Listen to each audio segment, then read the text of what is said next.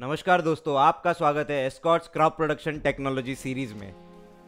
आज का ये एपिसोड खाद वाले एपिसोड का क्वेश्चन आंसर सेशन है, जो कि हमने पिछले हफ्ते लॉन्च किया था।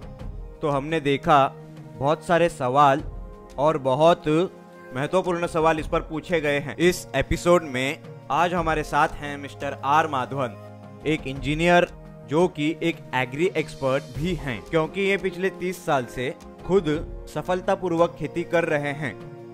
तो आपका स्वागत है माधवन सर। नमस्कार, मैं खुश हूँ पूछे गए सवालों का जवाब देने पर, जो भी मैं बता पाऊँ। बहुत अच्छे सर। तो मैं जल्दी से पहला सवाल पढ़ता हूँ, जो है मिस्टर राजेंद्र सिंह परिहार की तरफ से।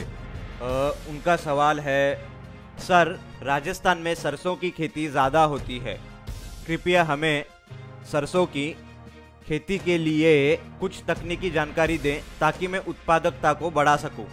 सरसों भी दूसरी फसलों जैसी ही है, ये ब्रासिका फैमिली से आता है, जैसे गोभी, ब्रोकली, तो ये उस कैटेगरी में आता है। तो इसको अच्छी उत्पादकता के लिए मिट्टी में बहुत सारे पोषक तत्व चाहिए। जैसे मैं आपको समझा रहा था, मिट्टी परीक्षण इसकी चाबी है। तो ऐसा करें और कोशिश करें कि कच्ची फसल लगाएं ताकि खाद अच्छे से डल पाए और सभी कीट और बीमारियों से इसे अच्छे से संभाल पाएं। मैं दावा करता हूं इससे आपकी उत्पादकता और अच्छी होगी। बहुत धन्यवाद सर। दूसरा सवाल है अरुण कुमार उपाध्याय की तरफ से। उनका सवाल है, किस गहराई तक धरती जोतनी चाहिए? एक्टिव जड़ों के खाने के लिए 9 इंच गहराई काफ़ी है, पर कुछ और भी है जो हैं टॉप रूट्स। ज़्यादातर कैटलीडॉन्स 2 पत्तों वाली पौध प्रजाति जो टैप रूट बनाती है, जैसे धान, ये सब फाइब्रस हैं, टैप नहीं हैं। कपास, किसी भी दूसरी फसल में टैप रूट्स हैं। इसका बहुत सारा फ़ायदा है अगर आप टैप रूट को ज़्यादा गहराई तक बढ़ने दें तो, ताकि पौधे स्ट्रेस का सामना कर सकें। स्ट्रेस पानी के लिए, स्ट्रेस कठोरता के लिए, तो ये चीज़ें सीजलिंग से पाई जा सकती हैं। तो सीजल को कम से कम 3 फीट गहराई में जाना होगा ताकि टैप रूट उस गहराई तक जाएं और बाकी चीज़ें कैपिलरी एक्शन से ऊपर लाई जा सकें। 9 इंच तक जोतना काफ़ी होगा जड़ों को खिलाने के लिए, क्योंकि फसलों को ही 9 इंच तक खिलाया जा सकता है, क्योंकि इसे ऑक्सीजन चाहिए। जैसे आप नीचे जाते हैं ऑक्सीजन लेवल कम हो जाता है, तो जो जड़ें तत्व लेंगी वो भी कम हो रही हैं। तो फीडिंग एरिया के लिए 9 इंच काफ़ी हैं। तो सीजल की ज़रूरत है ज़्यादा गहराई में। मिट्टी की सख्त सतह को हटा देगा ताकि हवा अंदर जा सके, और भूमि की तैयारी में हम गहराई से पड़ चुके हैं। अगले सवाल पर चलते हैं। ये मिस्टर करण जौहरी से सवाल है। उनका सवाल है, प्याज की सिलिका क्यों जरूरी है? सिलिका खासकर प्याज के लिए, ये प्याज के पत्तों के लिए कैपिलरी एक्शन बढ़ा सकती है, पर सिलिका कोई ज़रूरी या माइक्रोन्यूट्रिएंट्स के क्षेत्र में भी उपलब्ध नहीं है। उसकी जगह आप कैल्शियम या मैग्नीशियम ठीक करें, आपकी प्याज की फसल का प्रदर्शन बेहतर होगा, क्योंकि पोरोसिटी एरिया बहुत ज़्यादा मात्रा में सिलिका ठीक नहीं है, पर ज़्यादातर इसके लिए कम इस्तेमाल किया जाता है। किसी पत्ते या कुछ भी, क्योंकि मिट्टी में सिलिका की कुछ मात्रा पहले से ही होती है, पर ज़्यादातर सिलिका क्लोरोफिल एक्शन हरे पदार्थ के लिए है। प्याज के पत्ते में क्लोरोफिल एक्शन यानी हरे पदार्थ का काम, green pigment, action of green pigment, तो यहीं पे खाना इकट्ठा किया जाता है सोलार कार्बन डाइऑक्साइड से, और वो उत्पाद में रखा जाता है। सिलिका बहुत कम काम करती है, पर यह ज़्यादा आसान होगा अगर आप कैल्शियम और मैग्नीशियम लें। बढ़िया सर। अगला सवाल करण जौहरी, उन्हीं का दूसरा सवाल है, सर आप हमें पोटेशियम ह्यूमेट के बारे में बताएं। पोषक तत्वों की जानकारी पर बहुत सारी चीज़ें निर्भर करती हैं। पौधों को पोटेशियम चाहिए। अगर आप अब उसमें नया शब्द जोड़ें तो आप उत्साहित होकर 300 या 400 रुपये अधिक देना चाहेंगे। आपको लगता है ह्यूमेट उसमें जुड़ा है। समझने की कोशिश करिए। पौधों को पोटेशियम चाहिए और क्वालिटी के लिए फेमनेस, बायोटिक और ओबियोटिक। स्ट्रेसेस मतलब बायोटिक और एबायोटिक जैसे मुश्किल शब्द नहीं कहूँगा। सिंपल, दबाव कीट के कारण, दबाव वातावरण के कारण, ये बायोटिक अबायोटिक है। तो वातावरण का दबाव क्या है? सूखा पड़ना वातावरण का दबाव है। कीट का हमला, कीट या बीमारियों का प्रभाव। अब इन दोनों को कम करके नियंत्रित किया जाता है ज़्यादातर पोटैश के होने से। पोटैश कई रूपों में पाया जाता है। पोटेशियम क्लोराइड कॉमन है, ये खेती के लिए बहुत उपयोगी होता है। पोटेशियम सल्फेट जो कि बहुत अच्छा है, पर क्लोराइड में ये बहुत महंगा है। तो आपको तय करना होगा, आपका लक्ष्य है कि मिट्टी में पोटैश होना चाहिए, चाहे वो ह्यूमेट हो, क्लोराइड, सल्फेट, ये सब नोमेनक्लेचर हैं दूसरी चीज़ों के साथ। आपका लक्ष्य होना चाहिए आपकी मिट्टी का पोटाश क्या है और फसल का क्या होना चाहिए और कम खर्चे में अपनी फसल के लिए इसे कैसे लाएं। सोयल स्ट्रक्चर खराब किए बिना, मानिए आपकी मिट्टी में बहुत सोडियम है, उदाहरण लीजिए ज़्यादा सोडियम और पीएच बहुत ज़्यादा है। अब ज़्यादा पोटेशियम क्लोराइड डालना मतलब कि ज़्यादा सोडियम डालना होगा। ऐसे केस में आपके पास वैल्यू क्रॉप है तो मैं सुझाऊंगा पोटेशियम सल्फेट। ये ह्यूमेट कुछ उसके जैसा ही है पर 300% ज़्यादा महंगा। पर क्यों? क्योंकि आप सोचते हैं कि ह्यूमेट जुड़ा है मतलब ये अच्छा है। तो आपको एक फसल के लिए ज़रूरी पोटैश के बारे में सोचना होगा, कितना और पोटैश की भूमिका क्या है। आपको इसे ऐसे समझना होगा और कितनी आसानी से आप देखें। ये इस तरह से है घोल। अब वो घोल, अच्छे घोल के लिए वो सब मिलाना होगा ताकि आपको अच्छा डोसा मिल पाए 10 रुपये में, अगर इसे घर पर बनाएं। और वही घोल होटल में बनाया जाता है और अतरंगी नाम दिया जाता है। और वीना सोटो डोसा, ओ माय गॉड, डोसे का भी नाम है। फिर आप 300 रुपये देकर खाते हैं। पर इसकी मुख्य सामग्री है डोसे का घोल। डोसा तैयार। बाकी शायद आपने घी ज़्यादा डाला हो, थोड़ा नमक ज़्यादा। आपके स्वाद के लिए 80% घोल। क्यों आप 80% के पीछे भाग रहे हैं जब आपके पास 20% है? बहुत धन्यवाद सर। अब हम अगले सवाल की ओर बढ़ते हैं। अगला सवाल लोकेंद्र पटेल का है और उनका सवाल है, मिट्टी तैयारी के लिए कौन सा टूल चाहिए? तो शायद मुझे लगता है कि ये भूमि की तैयारी के लिए कोई उपकरण पूछ रहे हैं। भूमि तैयार करना, देखिए बहुत सारे टूल्स हैं। पहला, भूमि तैयार करने के एपिसोड में इस पर बात कर चुके हैं, कृपया उसे जाकर देखें। फिर भी मैं बता देता हूँ, सीजल फिर 99 या डिस्क, इन दोनों में से कोई एक जो मिट्टी तोड़ने के काम आती है और सोयल अमेंडमेंट्स को ठीक करने में भी। एक बार ये हो जाए फिर आप रिजर चलाएंगे। तो आप फसल की ज़रूरत के हिसाब से रिजर प्रो चलाते हैं, पर हमेशा ध्यान रखें कि ट्रैक्टर का इस्तेमाल केवल कुछ क्षेत्र में करें। मतलब फसल चक्कर के 45 दिन तक ट्रैक्टर चलाएं। मतलब भूमि तैयारी, जैसा कि मैंने पीछे लैंड प्रिपरेशन के एपिसोड में बताया, आमतौर पर हम 30-60 डालते हैं क्योंकि भारत में पाए जाने वाले ट्रैक्टर की क्षमता इतनी ही होती है। आइए उस पर योजना बनाते हैं जो हमारे पास भारत में है। तो 30-60 रिजर आपके लिए सही रहेगा और आप रिजिंग करेंगे। एक बार आप रिजिंग कर लें, उसके बाद आप खाद डालेंगे। इस पर भी अलग से एपिसोड बनाया गया है जो मिस्टर हर्ष बता रहे थे। इसके बाद आप बीज बोएंगे। ये था भूमि तैयारी से बीज बोने तक। इसके बाद आप सिंचाई या कीट और किसी चीज पर ध्यान देंगे। धन्यवाद सर। अगले सवाल की तरफ चलते हैं। यह है मिस्टर प्रदीप कुमार का। वो भिंडी उगाने के बारे में पूछ रहे हैं। नहीं जानता उस पर क्या बुलवाना चाहते हैं। ये एक सब्जी की फसल है, कम समय की फसल है। ये बीज बोने के 25-30 दिन में उगना शुरू कर देती है और लगभग 70 दिन तक रहती है। आप जानते हैं इसकी कटाई 20 से 25 दिन में हो जाती है। जब भी आप ये करते हैं और बीच में लगभग आपको हर रोज करना होगा। इसमें थोड़े कांटे होते हैं, तो आपको इसके लिए दस्ताने जैसे किसी टूल का इस्तेमाल करना होगा ताकि कटाई के समय आपको खुजली ना हो। ये बहुत ही अच्छी फसल है जिससे आपको अच्छा दाम मिलता है। ये बहुत ही आसान और कम समय की फसल है। रिजर्व फरो का इस्तेमाल करना बहुत अच्छा होगा। इसके बहुत फायदे हैं, आपको अच्छी कैनोपी मिल सकती है, पर फिर बीज का चुनाव भी ध्यान रखें। बहुत सारे प्रकार हैं, खास करके भिंडी।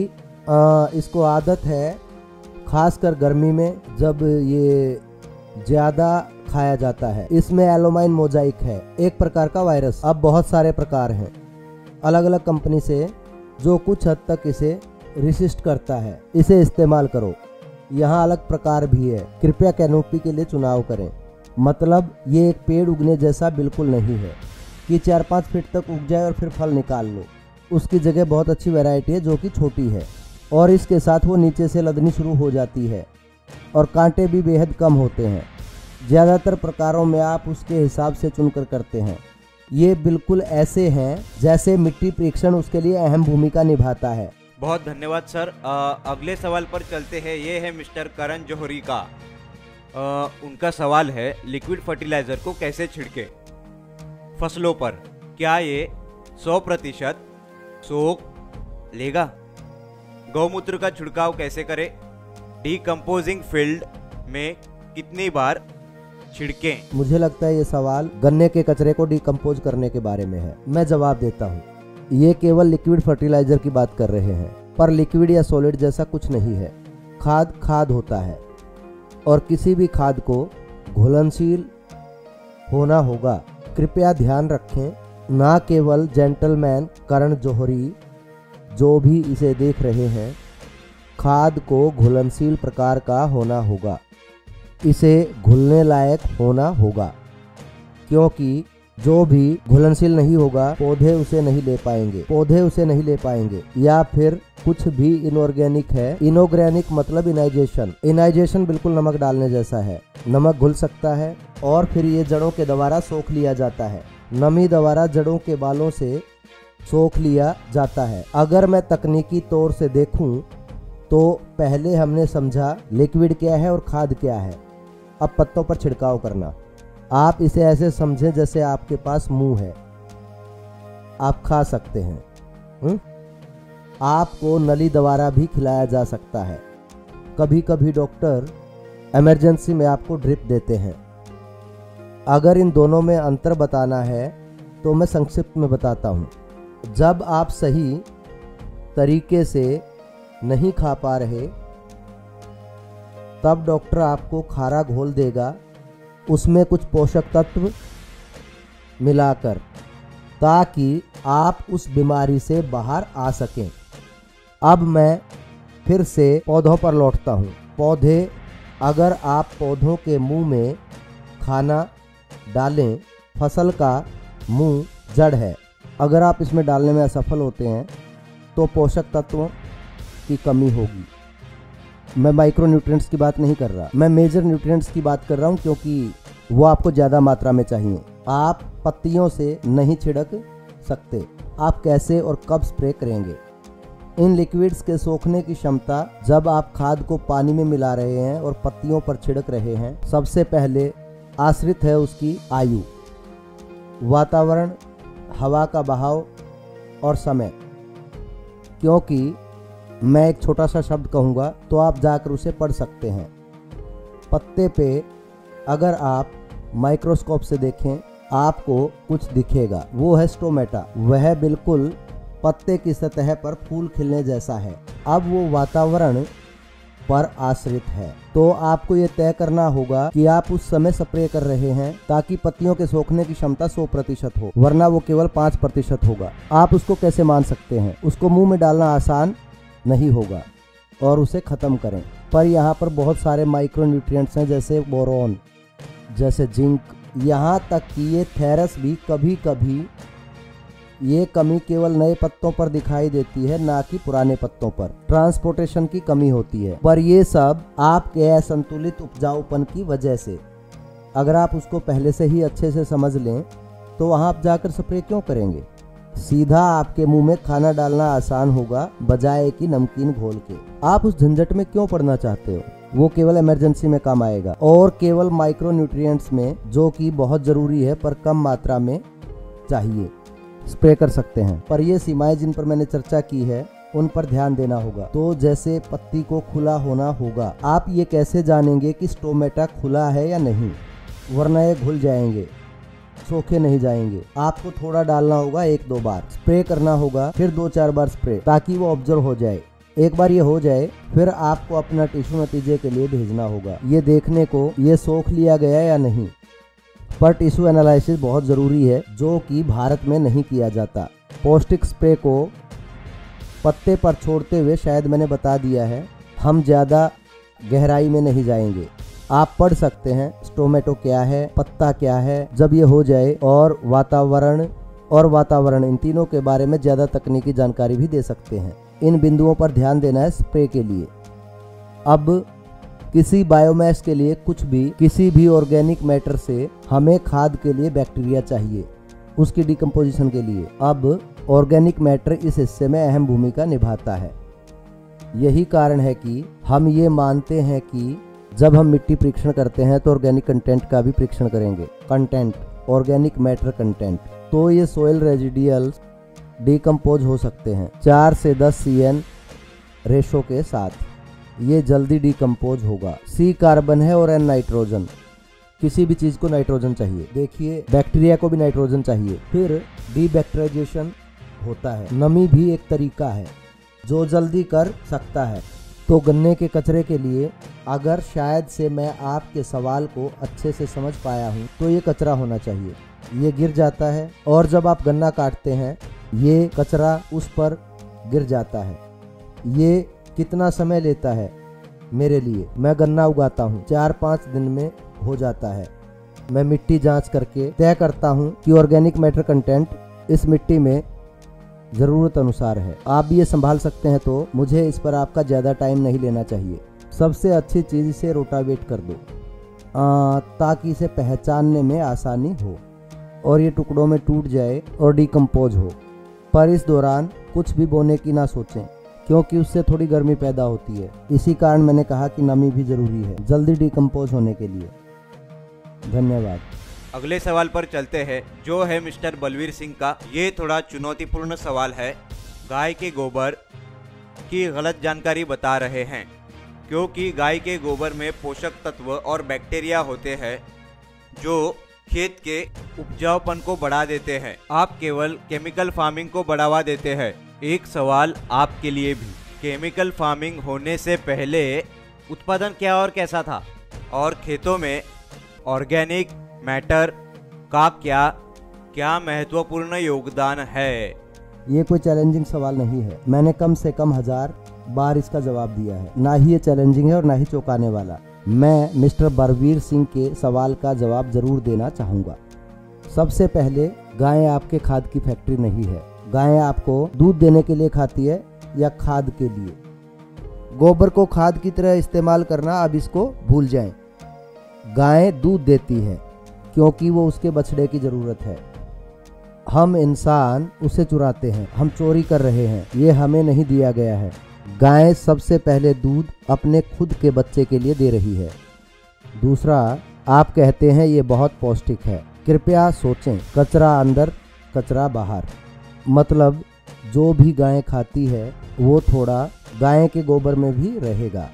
ये मज़े के लिए नहीं खा रही, इसको चारा खाना होगा ताकि मेटाबॉलिज्म पूरी हो सके। मतलब इसे जीना है, इसे चलना है, इसे इधर उधर घूमना है, इसको बच्चे देने हैं। इन सब के लिए खाती है, ना कि आपको खाद देने के लिए। ये खाद फैक्ट्री नहीं है। अब इसे स्पष्ट कर देते हैं, तो गाय क्या खाती है ये अहम है। मानिए अगर वो गाय ज़्यादातर भारतीय गायों की तरह खाने की कमी में है, वो भी इंसान की तरह पौष्टिक तत्वों की भूखी होती है। और यही कारण है कि हम पूरी दुनिया में दूसरे सबसे ज़्यादा दूध उत्पादक हैं, पर दुनिया में सबसे कम दूध की उत्पादकता में हैं। इसे समझिए, गाय जो खाती है ये उसका प्रदर्शन है। ये आपको मानना होगा। अगर एक गाय अच्छे से पौष्टिक नहीं खा रही, ये सबसे ज़रूरी है। गाय हमारी तरह जीना चाहती है, पर बेचारी गायें असल में भारत में भूखी हैं। बहुत कम जगह अच्छे से खिलाया जाता है, तो अब पोषण का हिस्सा उस पर निर्भर है, उसे छोड़ देते हैं। सवाल यहीं खत्म। मैं स्पष्ट हूँ। अब दूसरे पर आता हूँ। अब गोबर में वो पोषक तत्व नहीं हैं जो आपके पौधों को चाहिए। वो अलग अलग है, आपको समझना होगा। उदाहरण के लिए 1 किलो गोबर में बहुत ज्यादा नाइट्रोजन है दूसरी चीजों की बजाय। मानिए आपकी फसल को ज्यादा फास्फोरस चाहिए, जैसे धान व अन्य फसलें, अन्न की फसलें, तो आपको कई टन डालना होगा ताकि फास्फोरस का स्तर फसल के प्रदर्शन के लिए बढ़ जाए। पर जब उसको जरा सोचिए उस वक्त नाइट्रोजन लेवल क्या होगा। मैं इसे उलझाना नहीं चाहता, मेरे कथनों को सुने। ये चीजें इनका ध्यान रखना होगा। सबसे पहले मैंने कहा जो वो खाती हैं पोषण उस पर निर्भर है। दूसरा, गाय आपकी खाद फैक्ट्री नहीं है। तीसरा, जो ये खाती हैं और जो गोबर में देती हैं उससे बहुत कम होगा, और ये क्या खा रही हैं ये ज़्यादा ज़रूरी है। और सबसे पहले आप गाय को अच्छा नहीं खिला रहे हैं। अच्छे से खिलाएं भी तो पोषण कम होगा और असंतुलित। हाँ, सहमत हूँ, बैक्टीरिया यही कारण है कि हम एक आम तरीके में भी ऑर्गेनिक मैटर डाल रहे हैं। सोयल इनपुट के हिस्से मैं फिर कहूँगा, मिट्टी परीक्षण में ऑर्गेनिक मैटर को भी टेस्ट करना होगा। कृपया मेरा पिछला एपिसोड देखें जहां मैंने चार्ट दिखाया है। पानी और किन चीजों को टेस्ट करना है जिसमें ऑर्गेनिक मैटर्स भी भूमिका निभाता है। बस केवल यही एक तरीका नहीं है। आपने पूछा कि ये हमारे पूर्वजों ने सब कैसे किया। कृपया ध्यान रखें 1960 में, मुझे उम्र का तो नहीं पता आपकी, अगर आप उस समय थे, केवल 35 करोड़ लोगों के होते हुए भूखमरी क्यों होती। कृपया आप ध्यान रखें 120 करोड़ प्लस जमीन कम हो गई।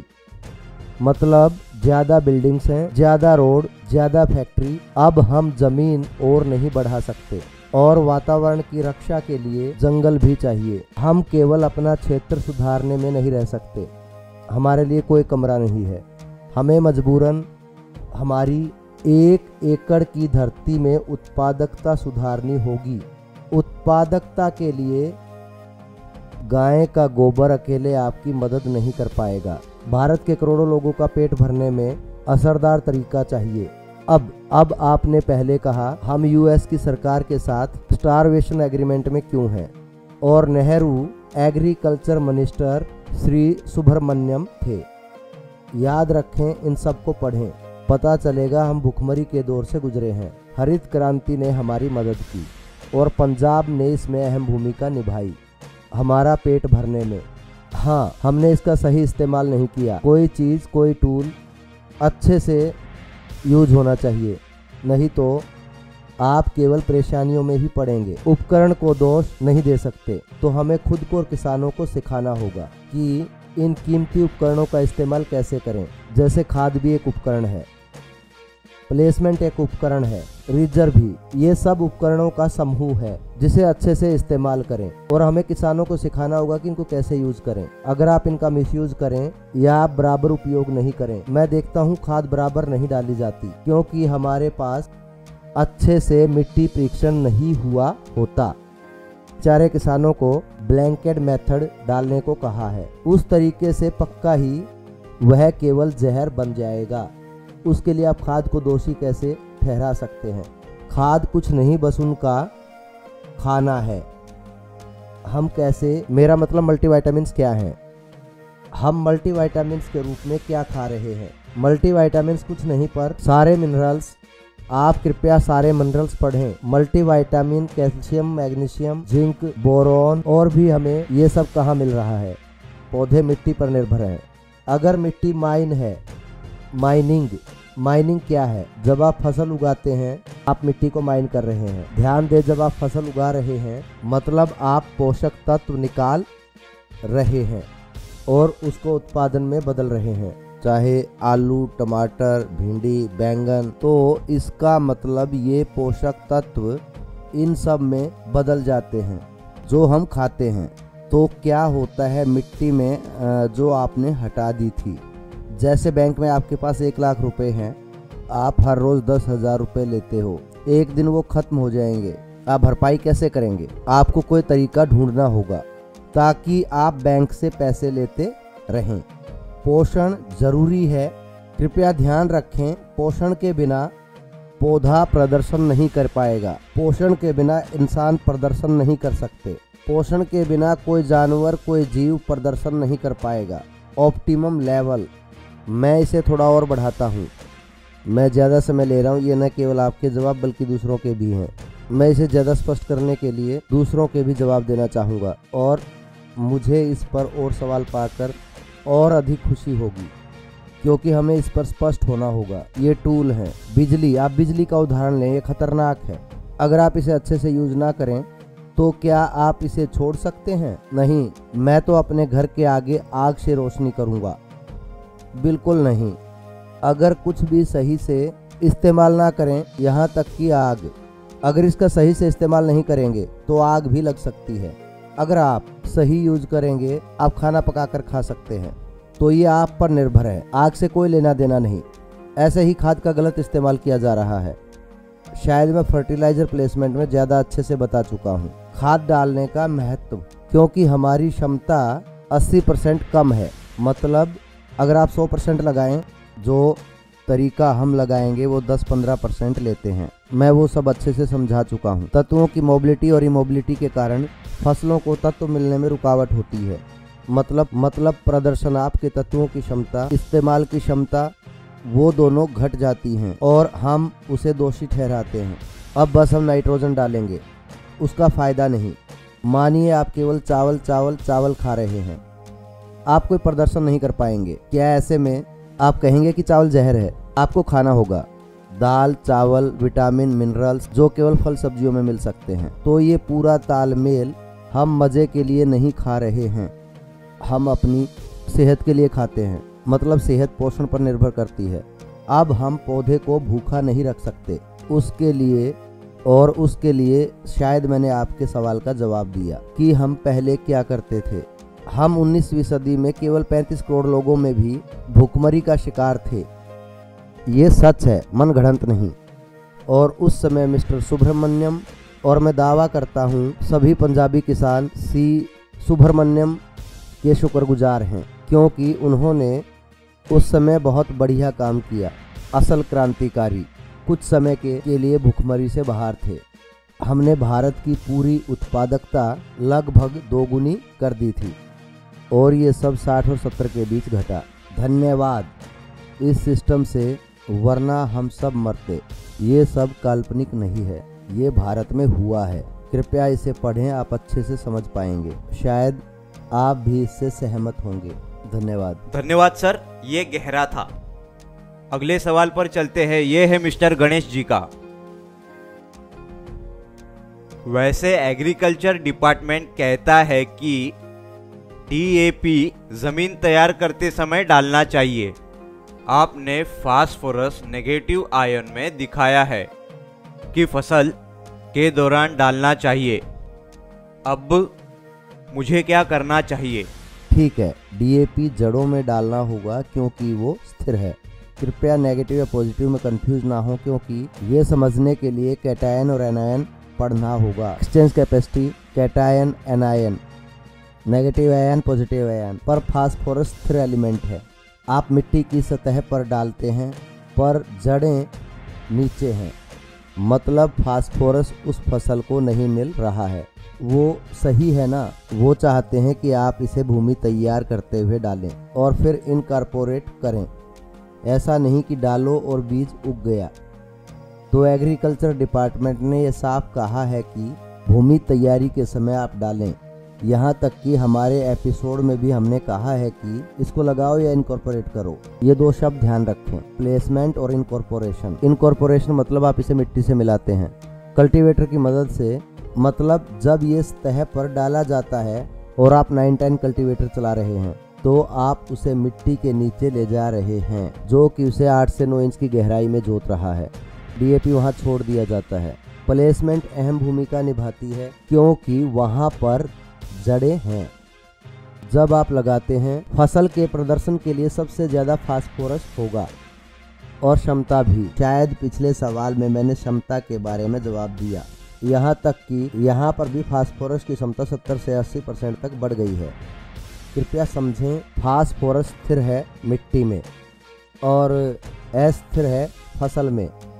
फसल में बहुत अस्थिर और मिट्टी में स्थिर। तो आपको इसे जड़ों में डालना होगा या उसमें मिलाना होगा मिट्टी की प्रोफाइल में, तो वो सही है।